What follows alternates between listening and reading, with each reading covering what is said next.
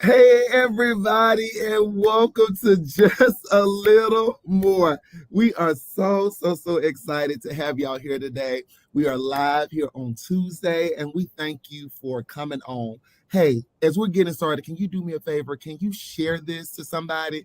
Can you share it to your cousin, your friend, everybody? Let them know that we are live, and then also make sure you're commenting, subscribing, and letting us know how you feel about each episode because we're trying to bring good content every week. But tonight, we are in for a treat, a super treat. They are VIP, internationally known. What they say on the microphone, everybody know them. They're America's favorite couple. They're the world's favorite couple. I'm gonna speak that. They're the world's favorite couple, and they literally just got back in town from traveling and doing the work that they do. I'm gonna let them introduce yourself, but here just a little bit more. We're dedicated to getting just a little bit more information. We love to get a little bit of tea, and we always like to end it with a whole lot of love. Let me let y'all introduce yourselves. The Wrights. Well, we are the Wrights, Leon and Tracy, and we are, I guess now we're the world's favorite couple. So I know, wow, that was a great accolade. But yeah, we are here. We are licensed couple coaches, marriage coaches. We do a whole lot. We are pastors of a ministry. We are entrepreneurs. We own a real estate company. We own several other businesses as well. And also we do an amazing radio show every third Saturday of the month where we talk about marriage. Y'all, we believe in love, we believe in marriage, and we believe in family wholeness in this generation. One of the things that we stand on is that we do believe divorce is not an option. And I have to put this because when I say this, people love to be combative with us and give us reasons why divorce can take. But this is what, first of all, let me start off by giving a disclaimer. If you're in a very dangerous relationship or an unsafe or an inappropriate marriage, then please, by all means, get yourself some help and get out. But if you guys are just fussing over who left the milk out, who did not put their shoes up, you can't put the tissue back the way it's supposed to go, we believe we have what it takes to help you guys make it through those rocky roads. We believe in love and we want to see everybody succeed. Even some of those situations that are a little bit more difficult than the shoes and the milk. There's some on that. That a lot of people run and flee marriages from, but we feel as if we can help you. So we're the Wrights and we believe in love. Okay, I know y'all are gonna give some good advice today, and I'm really excited about having this conversation. But before we get into the thicker stuff, I do this little segment. It's called Just a Little Chit Chat, and it's about a little hot topics that are going on. And I want y'all to keep it real. I know y'all are pastors, but I need you to keep it just a little real, a little bit, what I'm saying, and talk about this situation. So Angela Bassett, my favorite actor, I love Viola Davis, and Angela Bassett's a close second, was in Wakanda Forever, the next one, and she was so phenomenal. Like, y'all, she had everybody just in tears, amazing work. And she was nominated for an Oscar. And this is her second time being nominated because, she was Tina Turner and What's Love Got to Do with It. She was the best. Yes. It's Stella. And so she's been in amazing movies, but this time she was up for her second nomination and she lost to Jamie Lee Curtis. Now, Jamie Lee Curtis did a good job, And what, Halloween? No, she was in another movie. Okay. But she ain't did nothing big like this is like Halloween and then the yoga commercials, But people are like at alarm about this, saying like over Angela Bassett. Right. So I want to know, like, what are y'all thoughts about that? I know for me, I am upset. Like, I am so upset because I know Angela Bassett is good acting. Like, she's phenomenal. She's amazing. It's her time. It's her time. And people like, she should be happy because she got nominated. She should be happy because no. Second place. What Dad used to say? Yeah, Dad would say second place is the first loser. So no. So no, I get where they're coming from by saying stuff like that. Be happy to be but no, you say that to me. I feel like, especially in her industry, you say that to people that are in the very beginning stages of their career. Right. She's decades in, and like you said, a phenomenal actress, and to be paired. I'm surprised that it's only her second nomination though. Yes, and I'm starting to. I'm not into the Grammys or anything like that. Not right now.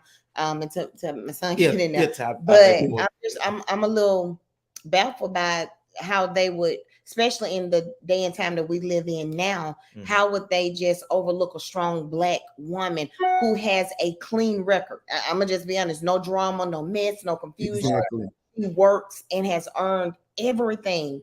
She's a role model. She's somebody for us to look to. And you guys, we bypass her for the lady that's running from the killer. Nah, I can't do that. Exactly. And and that's the part that she's we call her, everybody's auntie, because she's just that Black woman that she's regal, like, but she's so relatable. You know what I'm saying? She's been Stella Got Your Groove Back to the Queen of Rwanda and Wakanda. That's how powerful her acting is. And so I'm with everybody, Black Twitter, everybody upset because yes, she got snubbed, she got overlooked. I just really all hands down. So I'm with y'all. I'm with everybody. I think she deserves her flowers. I hope she gets another award, and I hope people say something about it. I do. How can you boycott or not go to the awards? Because that something needs to happen with that. It needs to. And it's the thing. I think that as we learn more about the Oscars and like more of like a standard, because of course you want an NAACP award, which is very important. Yes, you want an Image Award and all those things that are important. But an actor, you want the Oscar, and she deserves it. She earned it. She has earned it. Yeah. Yes. No scandal. She's scandal free. She earned this. She earned it. She earned it. So I'm gonna breathe about that. I'm gonna let it go. And Jamie needs to get the tour and don't take it. Yes, thank you. You probably wouldn't take that one if the because it feels like you just giving it to me because you feel sorry for me, and it's not that she's not a feel sorry moment. It's just she deserved it. Ain't Jamie won one before for Alien? No, that's the other lady. See, that's a Journal Weaver, Lord. They don't even look alike. But yeah, so we love you, Angela Bassett. I hope you're watching this. Please support us. But I love you. I'm gonna meet you one day, and I just let you know I'm your number one fan. But getting into the thick of things, and tonight's topic is, I looked on my Instagram. I love to scroll. And I saw this little meme about Michael B. Jordan. And it was saying that Michael B. Jordan looked like the type of guy that knows what his important papers are. He's responsible.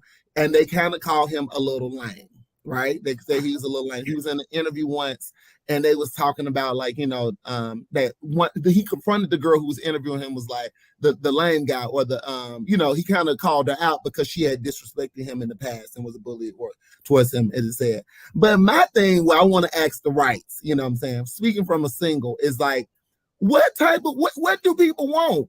You either want a guy who wants the edge, he a thug, and he's selling drugs. Or I want him to be still a good guy, but I still want him to have a gun and shoot somebody. Like I don't understand. Or you want the girl who she she freak in the sheets, and a woman is like, listen. I'm trying to really see that, because as singles, and you're trying to be the best you can be, love God, go after, do all the things you want, be the best person, an example, and a role model. But then we got people in the streets that are dogging you out because you trying to be a good person. You trying to be responsible. So what are some things I know that you may have seen, because y'all counseled a lot of couples? What are some things y'all have seen with that? I'm gonna start with this, and one of the things that I have found out: people are attracted to drama. Yeah, I am just convinced in 2023 people like being mistreated. Yeah. Because I know women that say, I want a thug, I want him to be rough, I want him to choke me a little bit. I know women that say crazy things like that, like, yeah, let him fuss at me. If he fuss at me, that means he can take control. But you say that until it actually happens to you. Mm-hmm. And then when it happens to you, you realize you really don't want your eye black. You realize you don't really want your lip bust for real. Mm-hmm. You realize you don't want your opinion overlooked. You really want to be valued. Mm-hmm. And you don't want your mental state to be beat down like it is. Mm-hmm. But I think people that say stuff like that, I mean, of course, everybody has the right to have their preference. But I think a lot of times people are saying things based on images that they see. Yeah, I was and that, but they really don't know what they want for real. They don't. A lot of times, sometimes we don't know what we want until we get in situations and figure out, nah, this ain't working for me. I don't think I want this anymore. I thought I wanted that edgy guy. I thought I wanted the guy that had a little thug and that was a little rough around the edges, until he hit me. Yeah. Until he did this, and that punch hurt. And found out it really hurt. Yeah, just because the girl on the TV screen got up and there wasn't no mark on her face, that's acting. Then, and I'm gonna actually throw even more out there. Okay, so we see, is it Michael B. Jordan? Is that his name? We see Michael B. Jordan, but then you got to realize Michael B. Jordan is competing with the Blueface and Krishan. I don't know if you guys know them, but they have made it famous for fighting each other. Yeah. They made it famous for hurting each other and having to go to jail. And so now a lot of these women are, I want a Blueface. I want somebody that'll rough me up. I want somebody, I want somebody that what they say, relationship goals. I'll never forget. I saw a picture and this thing frustrated me so bad. It was a girl sitting at a jail, sitting up in the window on the phone talking to her baby daddy. And another girl that I went to school with posted, I want this type of love. This is relationships goals. And I'm looking like, so you want your man to be in jail and not at home with you? It's like society has things so twisted right now that we don't even honor marriage anymore. The good guy gets spit on, the good guy gets mistreated, picked over, and by the time he gets to somebody, he's been dogged out so bad, he's no longer the good guy anymore. And we as a people need to change. And when I'm saying as a people, I ain't just talking about black people. We as females and males need to change our perspective, because being mistreated is not where it's at. Being devalued is not where it's at. You could be a person with so many gifts and talent, and you can get the wrong person and they can take you down through there and drag you. And cause you to miss every destiny stop that you were supposed to make simply because you're with the wrong person. We as a people need to change our point of view. What do you think that comes from, that ingrained thing of I want something that bad, or I want somebody who will treat me that bad? Like, where does that come from, that we would rather overlook somebody who is really that it is a good person? I remember Jasmine Sullivan's song, I'm in love with another man. I know he ain't right. I know he treat me wrong, and I'm going to just leave, I'm in love with another. Why do we attract, like you said, Pastor Leon, we attract drama, or we love drama? What do you think that comes from? I think it comes from, again, just continuity of images that we see. You think about a lot of people that see, depending on you can kind of tell a lot what people are used to seeing based on how they act when they turn to adults. Yeah, you're gonna have that. You probably have that period where you step out and experience and experiment and try stuff, but all in all, you probably want what you saw growing up. So a lot of people saw the images that they saw growing up in their household, in their neighborhood, then on their TV screens, then in their radio, the images and the sounds that they're listening to in their radios, the music that's being portrayed. And a lot of people that, and I'm not bashing any rapper, music artists or anything, but sometimes they are singing and expressing and rapping from their experiences. Yeah. And so it's not that they're necessarily glorifying their experiences all the time. That's what they know. And so that's what makes it so effective, is because they are rapping or singing, they're performing what they know. And so a lot of times that's what we as the consumer, the public, get caught up in. Right. We get caught up in their experiences and say, oh, I want something like that. I think that looks like fun. Well, is it though? They're crying out for help. Yeah. Yeah. And then I know too, you said what they grew up with, what they saw. And then number two, what is being portrayed every day, what we see on social media, TV. I watch this little crazy channel called Tubi. I like it. And on Tubi, 90% of the movies, it's about a man mistreating a woman, dogging her out, cheating on her, getting her hooked on drugs and things like that. And we have to look at that. The people that are watching this, the consumers, they're sitting there like, man, I want to be like her. Man, we're glorifying the struggle. of staying with that man that mistreated us, when y'all, it really don't have to be that way. So my question would be, what it used to be real Slim Shady, please stand up. Will a real man please stand up and say, no, I don't want to mistreat a woman. I don't want to take her through all that. Just for her to prove that she loves me. It's some relationships out there where people just actually love each other, but they get overlooked because they aren't on social media posting every step and every turn that they made. Yeah, and I want to just add on to that, which kind of goes into the last segment of the show, where Russell Wilson, that's Sierra's husband, loves his wife. He loves his family. They promote family. And people have dragged him and dogged him for being somebody that just loves being with his kids, love being with his wife. They take pictures together. They do everything together. And people have called him lame or just dogged him. And what you said, Pastor Tracy, was just a powerful thing, that real people, real women, real men stand up of saying, I don't have to mistreat you. I don't have to treat you bad. I love you and I want to build a life with you, and I'm going to stand up for what we're going to build together. And I just really want to give some shine, if he ever listening one day, Russell Wilson, because that's so unlike, nowadays, of just people just in that kind of work. They super, super famous of just saying, we're going to celebrate love. We're going to celebrate being with my wife, being with my kids. And I think the last one he took was a daddy-daughter picture day that he took his kids, and he said, I'm celebrating this moment. And so going into the last segment of the show, I love to ask guests and people who are listening about what they want people to know just a little bit more about. So go back to your single days before you met Pastor Leah and you met Patrick. I've been married forever. But before y'all look for each other, like, what was the moment which you said, I know I want just a little bit more from the partner that my future husband, my future babe?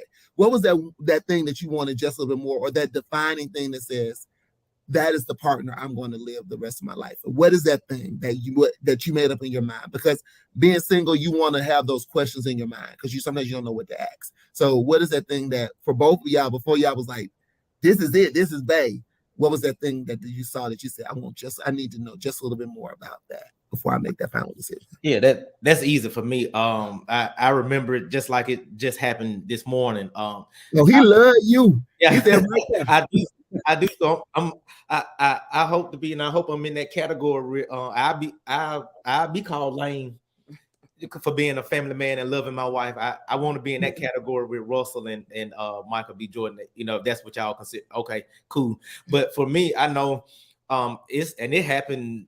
I may have been 14, 15 years old, not even really knowing that I wanted to be married, but I knew I wanted somebody who would push me to be greater.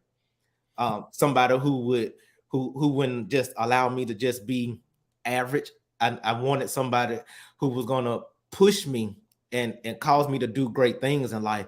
I knew that was something that I wanted, because it just riding down the road one day, it just came out of me. I was like, Lord, I need somebody who gonna help push me and make me do great and help me get, achieve, do better than what I'm seeing right now. I want to supersede what my family is. I want to do better. I want more out of life. And I need you to send me somebody who gonna help get me there and push me there. So that was one of the things that I know without a shadow of a doubt that I was looking for. Not somebody who was just gonna coddle me or just, no structure, no boundaries, nothing like. No, I wanted more out of life. So I knew I needed somebody that would be able to be there to push me. And with me, for most people, because me and Leon did get married really, really young. But before we got married, I dated this one. I dated a couple guys, but this one particular one was really, really hard. But that's why I said, when you realize what you think you want and you actually get it, it's not fun. And I was dating this guy, and I had almost got into some trouble running behind him, dealing with some drugs and stuff. And God saved me from that situation. And I remember saying, I can't live my life like this. And I'll never forget, I was in midfield by 84 Lumber. I was on the side of the road, and I was crying because, number one, God had saved me. And he kept me from going down a very dangerous path. And I turned around and I described to God what I wanted. which is actually well birthed about using our words to frame our world. I described what I wanted to God, and I wanted somebody who would love me, somebody who would take me on date night, somebody who didn't mind spending time with me, somebody who we could see the world. I was literally, and I had to be every bit of 17, 18 years old when this happened. And I was telling God then, I was framing my world then of what I wanted, because at a young age, I had gotten fed up and got tired. And I realized I didn't want that. And you got we grew up on the rough side of the tracks. So, you know, we saw the thugs, we saw the hood mentality. And so because we saw that, we thought that's what we were supposed to have. We used to call it that thug love. I think it was Tupac had thug life. And we wanted that. But when I actually experienced it, I wasn't built for that. So I began to ask God, and I truly did. I asked him to give me and I was very specific in what I wanted. I created what I wanted. I built a man to God and told him what I wanted. I wanted somebody who went on vacations with me. I wanted somebody who gave me other experiences that I had not seen before. And I'll never forget when we started dating. Here again, I was on 6th Avenue by UAB Hospital. I can remember, and I heard the Holy Spirit literally say, "This is the man you prayed for." And I remember I looked at him and I was like, oh my God, oh my God. And from there, I literally held on for dear life, because it is it's a two-sided thing. Russell can want Sierra, I think that's her name, Sierra, all day long. He can do everything perfect, but she also at the same time, she's got to want him as well. And in our relationship, Leon wanted me, but I wanted him just as bad. And so I held on to that, and I was like, you know what? I'm gonna make a life with him, because God had given me what I prayed for. Woo, drop the mic. Drop the mic. That's good. That's good there. That's really, really good. And I hope that encourages somebody who's looking for love, or who wants to know the words or what to do to even start that prayer or that ask for that person that you want to, be in love with. And also, if you just want to love yourself a little bit, so that you can be fully whole for when you do want to be with somebody. So that's a good process too. Love that stuff for you too. But thank you to Wrights, the world's favorite couple. Thank y'all so much. Where can people connect with you? What is your social media handles that they can connect, they can follow you, they can subscribe? What is I know the radio show, but give us all of that information. We're on Facebook, Tracy Wright, Leon Wright. Then we have Welcome Home with the Wrights. And then we actually have just started branding and building our new page, The Wrights. And then on Instagram, we're The Wrights 205. So you can find us. And then I think we got a TikTok. I think it's The Wrights as well. So we are we are The Wrights. So we're really trying to step out. But we have Welcome Home with the Wrights. Then we have The Wrights. If you go on Facebook, we are just The Wrights, and you'll see our picture on there. And then of course you can always connect with us on the spiritual side. Our church page is Destined for Greatness Ministry, and we would love to talk with you, chat with you. And if you need marriage counseling, marriage coaching, family coaching, one-on-one coaching, then you can visit our website at www.wearegreatness.org. Y'all, my brother-in-law, I call him brother-in-law, Leon, is one of the world's greatest preachers. And he has really spoke a lot of life into me. And so if you are looking for church, I know, some of my people that connected me, y'all ain't going to church. But if you wanted to go that one service a year and you in Birmingham, Alabama, or if you just want to hear live, go hear Pastor Leon preach. I promise you, your life will never be the same.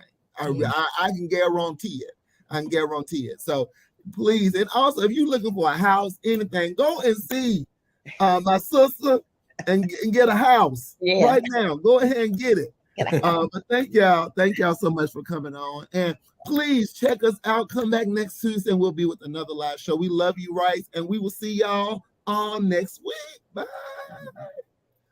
And make sure I'm doing